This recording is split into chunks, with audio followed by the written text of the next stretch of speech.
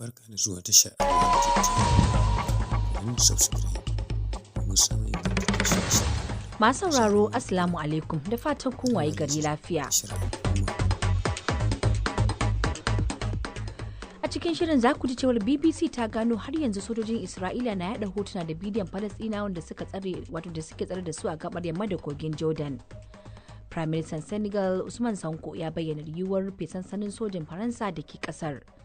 A Najeriya tsohon mataimakin shugaban kasar Atiku Abubakar ya ce ba gudu ba ja da baya da shi za a ci gaba da gwagwarmayar siyasa a kasar.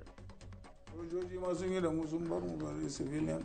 In ma wani yana tunanin akwai za mu koma baya domin mu bar mu ga rashin gaskiya da rashin adalci da ake yi wa jama'a, to watakila mafarki yake yi, sai dai kai ni kabari. Shugaban hukumar haɗin kan Nijar da Najeriya ya yi kira da a ci gaba da aikin layin dogon da aka fara wanda zai haɗe Kano da Maraɗi, inda ya ce idan har aka kammala aikin akwai alfanu mai yawa.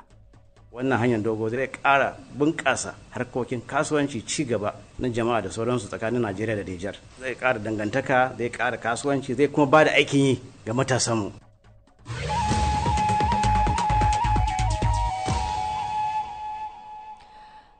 To za mu ji damuwar da kungiyar malaman jami'o'i ta Najeriya wato ASU ta bayyana game da rashin cika mata alkawuran da gwamnati ta ɗauka. Amma kafin nan sai na karanto labaran duniya. Sunana Aisha Sharif Waffa. Shugaban hukumar agaji ta Majalisar Ɗinkin Duniya ya kare matakin hukumar na amfani da adadin waɗanda yakin Gaza ya shafa a yayin mayar da martani ga sukar da Isra'ila ke yi. Martin Griffith ya ce Majalisar Ɗinkin Duniya a Ankara take wajen mayar da martani akan koma menene. Gaza is a war zone, the collection of data. Ya ce Gaza fage ne na yaƙi, sannan tattara bayanai da kuma ƙididdiga al'amura ya zama dole. Za a iya cewa ma wajibi ne saboda wajen kai agaji ma dole a ƙididdige komai. Ya kuma a zargi Isra'ila da ɗora musu laifi. Tun da farko makon nan ne ministan harkokin wajen Isra'ila ya ce rage adadin yawan mata da ƙananan yaran da aka kashe a Gaza da Majalisar Ɗinkin Duniya ke yi ya dogara ne akan ƙididdigar da take samu daga wajen ƙungiyar 'yan ta'adda. Majalisar Ɗinkin Duniya ta ce gaba ɗayan adadin ya kusa kaiwa 35,000. BBC ta gano cewa har yanzu sojoji a rundunar sojin Isra'ila na yada hotuna da bidiyon Falasɗinawa wanda suke tsare da su a gabar yamma da kogin Jordan, duk da alƙawarin da manyan jami'ansa suka yi cewa za su ɗauki mataki akan irin wannan ɗabi'a da sojojin ke yi. Ƙwararru a ɓangaren shari'a sun ce yada irin waɗannan hotuna ya saɓawa dokokin ƙasa da ƙasa. Wasu hotunan da sojojin Isra'ila suka wallafa a shafukan sada zumunta sun nuna yadda aka lullube Falasɗinawa da tutar Isra'ila. Wasu na tsuguna akan gwiwarsu an rufe musu fuska tare da ɗaure musu hannaye. Rundunar sojin Isra'ila ta ce sai da aka shaida wa sojojin kada su wallafa hoto ko bidiyo na irin ayyukan da suke a shafukan sada zumunta. Sannan kuma za a hukunta waɗanda suka wallafa hotunan tare da shaida musu cewa abu ne da ba za a amince da shi ba. A yau ne lauyoyin da ke kare Isra'ila za su mayar da martani akan kiran da Afirka ta Kudu ta yi na kawo ƙarshen matakin sojin da Isra'ila ta ɗauka a Rafa da kuma sassan Gaza a babbar kotun Majalisar Ɗinkin Duniya. Gwamnatin Isra'ila ta yi ƙorafin cewa Afirka ta Kudu na amfani da kotun ne domin ta kawo cikas ga harkokin shari'a. Ma'aikatar harkokin wajen Isra'ila ta ce an gabatar da ƙorafe-ƙorafe akan Hamas a kotun. Sannan kuma ta hakikance cewa Isra'ila na ɗaukar mataki ne kamar yadda dokokin ƙasa da ƙasa suka tanadar akan Hamas. Lauyoyin Afirka ta Kudu sun shaida wa kotun da ke Hague cewa dama tun da farko Isra'ila na da niyyar lalata rayuwar Falasɗinawa ne. Ga abin da ɗaya daga cikin lauyoyin ke cewa. Without fuel, hospitals cannot sustain incubators. Ta ce idan ba tare da man fetur ba, asibitoci ba za su iya kula da kwalbar da ake ajiye jarirai ba. Sannan ba za a iya amfani da injinan da ake amfani da su wajen taimakawa masu fama da matsalar numfashi ba. Asibitoci a Gaza sun shiga wani yanayi na karancin abinci da man fetur da iskar oxygen da magunguna da kuma alluran kashe raɗaɗi. To labaran duniya na zuwa muku ne daga nan sashen Hausa da BBC. Ambaliyar ruwa ta tsananta a wasu yankuna na jihar Rio Grande do Sul na Brazil kenan a yayin da ruwa ya cika ya batse a tekuna da kogunan da ke jihar. Akalla mutum fiye da 150 aka tabbatar sun rasa ransu kawo yanzu a sassan jihar, yayin da wasu fiye da 500,000 kuma suka rasa muhallansu saboda ambaliyar ruwan da kuma zabtarewar ƙasa wadda ta fara tun kusan makonni 3 da suka gabata. Yawanci waɗansu ɓangare na jihar har yanzu a cikin ruwa yake tsindim kuma har yanzu ruwan sama ake ta tafkawa. Wakilin BBC a jihar ya ce za a kwashe shekaru kafin jihar ta koma yadda take saboda irin asarar da aka tafka.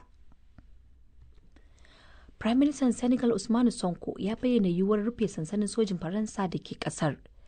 Da yake jawabi a wajen wani taro a Dakar, ya ce me yasa har yanzu Senegal ke da sansanonin sojin Faransa shekaru 60 bayan samun 'yancin kai daga Faransar. Bisa Sonko ya yi tambaya akan menene amfanin kasancewar sojin Faransa a kasar da ke da 'yancin kanta. Akwai da sojin Faransa kusan 350 a Senegal. Daga nan ya alkawarin karfafa dangantaka da Mali da Burkina Faso da kuma Nijar, waɗanda a tuni suka fatattaki sojojin Faransa daga ƙasar su, sannan suka mayar da hankali wajen neman taimakon Rasha a yakin da suke da masu ikirarin jihadi. To ƙarshen labaran duniyar kenan daga nan sashen Hausa na BBC.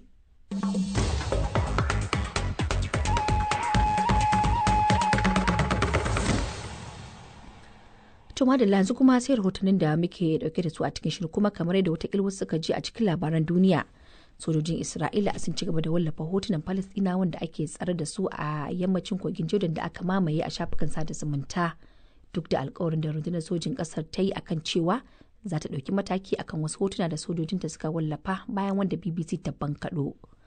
Masana shari'a sun ce za a iya amfani da wasu hotunan da aka naɗa kuma aka wallafa a matsayin laifukan yaƙi. Ga rahoton Raliya Zubairu. Hotuna da bidiyon da sojojin Isra'ila suka wallafa a shafukan sada zumunta sun nuna Falasɗinawa wanda aka tsare lullube da tutar Isra'ila, inda wasu daga cikinsu sun durƙusa kuma an rufe musu fuskokinsu tare da ɗaure musu hannayensu. Wasu kuwa suna yashe ne a ƙasa. BBC ta bincike akan hotuna 45 da aka wallafa a shafukan sada zumunta na sojojin Isra'ila su 11, kuma al'amari ne da ya faru a yammacin kogin Jordan, inda sojojin Isra'ila suka mamaye. Masana shari'a sun ce za a iya amfani da hotunan Falasɗinawa wanda aka tsare waɗanda aka wallafa a shafukan sada zumunta a matsayin laifin yaƙi. An dai gano waɗannan hotunan ne da aka wallafa a shafukan sada zumunta duk da bayanan da rundunar sojin Isra'ila ta yi akan cewa za ta ɗauki mataki akan sojojinta da suka aikata ba daidai ba sakamakon wani bincike da sashen binciken kwakwab na BBC ya yi a baya-bayan nan. Game da wasu hotuna da sojojin Isra'ila a zirin Gaza suka wallafa a shafukan sada zumunta, rundunar sojin Isra'ila bata ce komai ba game da waɗannan al'amura da BBC ta gabatar mata. Sai dai ta ce an hana sojoji wallafa hotunan ayyukan farmaki a kafofin sada zumunta, kuma tana ɗaukar matakin labtarwa ko dakatar da waɗanda suka aikata abin da ta kira ɗabi'ar da bata dace ba. A wani labarin kuma, babban jami'in kula da ayyukan jin kai na Majalisar Ɗinkin Duniya, Martin Griffiths, ya mai da martani kan sukar da Isra'ila ta yi wa hukumarsa game da alƙaluman mutanen da aka kashe a yakin Gaza. A farkon makon da muke ciki ne ministan harkokin wajen Isra'ila Israel Katz ya ce raguwar da aka samu a kiyasin Majalisar Ɗinkin Duniya game da adadin mata da yara da aka kashe a Gaza ya nuna cewa ta dogara ne akan ƙungiyar 'yan ta'adda wajen samun bayanan bogi. To sai dai Mr. Griffiths ya ce bayanin Mr. Katz magana ce da bata da tushe. I don't think it's helpful to us to characterize the world's Ya ce a ganina ba daidai ba ne idan aka kwatanta halattacciyar hukumar da ke wanzar da zaman lafiya tare da tabbatar da tsaro a matsayin mai haɗa gwiwa da ta'addanci. A don haka ba ɗauki wannan a matsayin abin da zai taimaka wa diplomasiya ba. Muna da ra'ayinmu kamar yadda su ma suke da nasu akan yakin da ke gudana a zirin Gaza, kuma a bayyane take cewa za mu samu saɓani game da haka. A gaida Raliya Zubairu da rahoton da ta haɗa mana. To yanzu kuma sai Najeriya, inda tsohon mataimakin shugaban ƙasar Atiku Abubakar ya ce har yanzu bai gaji da gwagwarmayar siyasa ba, kuma za a ci gaba da damawa da shi har zuwa wani lokaci a nan gaba. Wazirin Adamawa ɗin ya kuma bayyana cewa ya so mu tattaunawa da waɗansu 'yan adawa a cikin Najeriya domin dunkulewa waje guda ta yadda za su samu galaba akan jam'iyyar APC mai mulki a zaɓukan da ke tafe. A hirarsa da editan mu Aliyu Abdullahi Tanko, tsohon mataimakin shugaban kasar Atiku Abubakar ya soma ne da bayani kan ganawar da ya yi da ɗan takarar jam'iyyar Labour a zaben 2023 Peter Obi, wanda suka yi a farkon makon nan a Abuja. Ba wani laifi a yi mun samu fahimtar juna tsakanin mu 'yan adawa. Yana da kyau ga demokradiyya kuma yana da kyau ga ƙasar Najeriya. Kana ga akwai yiwuwar za ku iya dunkulewa ku haɗe? Me zai hana? amma wani zai ce rikicin wanda za a ba takarar shugaban kasa zai iya kasancewa ɗaya daga cikin matsalolin da za ku fuskanta. Kowa ya ce sai an bar samu wannan rikicin ba ko kaɗan. Saboda me? In ma kana zato za a samu ba za a samu ba wallahi. To yanzu misali a ce an haɗa kai an ce to wazirin Adamawa ya ajiye, Peter Obi ya ajiye, wancan ya ajiye, an ɗauko wani daga wani wuri a ce shine ɗan takara, duka za ku goyi bayan shi? Wancan karo ai na faɗa na ce in jam'iyyar mu duka za mu haɗu mu ce a barwa mutanen kudu maso gabas su aka barwa takara za duka mu za mu yarda sai mu bar. Yanan misali yanzu Peter Obi tun da dan wannan yankin ne, in shi ne aka baiwa kuka abin nan za ku iya ba shi goyon ba. In jam'iyyun mu duka mun haɗu mun ce shi ya kamata shi kenan. To yanzu ina kuka kwana wajen kokarin haɗewan ku jam'iyyun daban-daban? Muna tattaunawa. Zuwa yaushe kake tunanin cewar za ku gama? Ba zan baka lokaci ba. Ta yaya na sani watakila kai ba dan leken asiri ba ne? Ni dan jarida ne kuma bana kowace jam'iyya a Najeriya. Ba kuma na leken asiri. Muna nan dai muna tattaunawa. Bayan an yi zaɓukan 2023 kayi wa jam'iyyar PDP takara, sakamako ya zo wanda zuciyarka ba ta so ba, magoya bayan ka ba su so haka ba. To amma sai aka ɗauka watakila za ka ɗan yi shiru ka koma baya. Sai aka ga cewar har yanzu kamar da ku ake damawa ɗinnan, har yanzu kuna nan tsindim. Kamar akwai wata manufa ce ta da ke sake watakila da sojoji ma sun yi da mu sun bar mu bari civilian. In ma wani yana tunani akwai za mu koma baya domin mu bar mu ga rashin gaskiya da rashin adalci da ake yi wa jama'a, to watakila mafarki yake yi. Wato har yanzu wazirin Adamawa bai gaji da gwagwarmayar siyasa ba ko kadan. amma waɗansu za su ce watakila saboda jiya ba yau ba, shekaru sun ɗan ja, watakila za a ɗan ja gefe a ce ga waɗansu nan za mu cicciɓa su. Ai ba mu je kar su taso ba mu hana kowa tashi ba. To kenan watakila 2027 a ga sunan Atiku Abubakar a kan takardar. Ya danganta ga 'yan jam'iyya. Amma baka cire rai ba za ka iya takara a wannan lokacin? Wannan kuma sai lokacin ya zo mu saurara mu gani. To amma tattaunawa da kake ta yi da 'yan siyasa watakila alama ce da ke nuna cewar kana hangen zaɓe mai zuwa. To ai sai ka hangi zaɓe ne? Demokuraɗiyya ne muke fayi, kuma yakin demokuraɗiyya nan mu muka yi yakin nan mu muka dawo da demokuraɗiyya. Don haka za mu ci gaba da tabbatarwa demokuraɗiyya ta inganta, ta samu kafuwa da sauransu. Ina za mu zauna abin nan mu bari mu ga abubuwa suna lalacewa. Tsohon mataimakin shugaban Najeriya Atiku Abubakar kenan. To sai ku kasance tare da BBC Hausa domin jin cikakkiyar hirar a shirye-shiryenmu na gaba. Amma yanzu za ku iya ziyartar shafinmu na intanet wato bbchausa.com domin karanta wannan labari. To har yanzu muna Najeriya inda kungiyar malaman jami'o'i ta kasar wato ASU ta bayyana damuwa game da yadda ake taimata alkawarin duba dimbin matsalolin da take gabatarwa gwamnatocin kasar tun fiye da shekaru 10 da suka gabata, amma har yanzu bata gani a kas ba. Al'amarin da ya jefa malaman ga yin aiki cikin mawuyacin hali wanda ke tilasta wasu su yin ƙaura zuwa wasu ƙasashen. Don haka ƙungiyar ta ɗeba gwamnatin Najeriya wa'adin makonni 2 akan ta duba matsalolin da malaman jami'o'in ta ke ta kokawa a kansu, ko kuma su sake zama don duba matakin da ya kamata su bi. Abdulsalam Ibrahim Ahmed ya duba wannan batu ga kuma rahotonsa.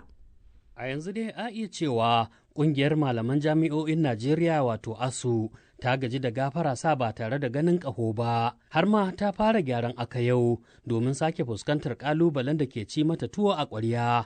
Hakan kuwa ya biyo bayan wani taro da ƙungiyar ta yi ne a makon da ya gabata, a cewar Farfesa Abdulkadir Muhammad Dambazau, shugaban shiyar Kano na ƙungiyar. A rahotannin da muka ɗauka da kuma tattaunawa da muka yi ya nuna mana cewa sama da shekara 10 duk abubuwan da muke fafutuka gwamnati ta yi domin a yi maganin matsalolin da suke damun jami'o'inmu da kuma mambobinmu babu wanda gwamnati ya yi shi akan yadda ya kamata. Alal misali tun shekara ta 2009 zuwa 2012 muke fafutuka akan gwamnati ta zo ta sake yadda ta zauna da mu domin a samu sabon daftarin yarjejeniya wacce za ta samo wa mambobinmu sabon yanayin aiki da yadda za a samu kuɗaɗen da za a tafiyar da jami'o'i. Amma abin takaici abin nan ya gagara. Abu na biyu, akwai kuɗaɗe haƙoƙin mutanenmu wanda sun yi aikin nan ba bashi ne suke bi na sama da shekara 10. Farfesa Abdulkadir Muhammad Dambazau ya ƙara da cewa wannan hali da ake ciki a jami'o'in na Najeriya ya haifar da gaggan matsaloli. Lambobinmu kullum muka je taro ba za a iya lissafa maka ƙasa da mutum 60 ko 70 da za a iya ce maka sun riga mu gidan gaskiya ba, saboda sun samu kansu a halin yanayi na koyo da koyarwa cikin wahala, cikin talauci, cikin tashin hankali. Ga cututtuka suna damun mutanenmu, ba masu da kuɗin da za su iya zuwa su sai magani ko su nema a kansu magani. Wannan ya sa mutane da dama suna rasa rayukansu, sannan kuma matasa da suke cikinmu da yawansu za ka ga cewa yanzu kowa yana tattara kayansa yana barin ƙasar nan domin ya je ya samu aiki a wasu ƙasashe. Kuma abun kunya, abin takaici, abin tashin hankali shine ƙasashen da suke tafiya ma ba wasu ƙasashe ne na turai ba. Idan ka je Ghana ko in ka je Uganda za ka tarar cewa ma'aikatan jami'o'in Najeriya can suke tafiya, saboda albashin da ake biya a waɗancan ƙasashe ya yi ninkin ba ninkin abin da ake biya a wannan ƙasa tamu. Jigon ƙungiyar malaman jami'o'in ya ce sun ɗeba wa gwamnatin shugaba Bola Ahmed Tinubu wa'adin makonni 2 da ta yi abin da ya dace ko kuma su duba shawarar mataki na gaba da ya kamata su bi. Sai dai Abdulaziz babban mai taimakawa shugaban Najeriya akan harkokin watsa labarai ya ce kamata ya yi idan ƙungiyar ta ASU ta ciza to ta hura. Ko babu komai wannan gwamnati ta yi musu kokari kwarai da gaske, kokarin tafiya tare da jin su malaman jami'a a jiki da ita wannan gwamnati ta yi. Zancen kuma alkawari na wajen shekara 10 wannan wasu abubuwa ne da ba za su aiwatar da su lokaci ɗaya ba ko kuma a take yanki, musamman ma da yake wasu abubuwa ne da aka zo aka gada, to ya kamata a ce ana sara ana dubin bakin gatari. Jami'in gwamnatin dai ya bayar da tabbaci cewa kofar gwamnatin a buɗe take wajen tattaunawa da malaman jami'o'in don warware matsalolin da suke kokawa kansu. Abdulsalam Ibrahim Ahmed, sashen Hausa na BBC daga Abujan, Najeriya. Ta yanzu a Abuja, Najeriya karfe 7 ne saura minti 13 haka lokacin yake a jamhuriyar Nijar da Kamaru har ma da Chadi. Aisha Sharif wa ke gabatar muku da shirin safe daga nan sashen Hausa na BBC.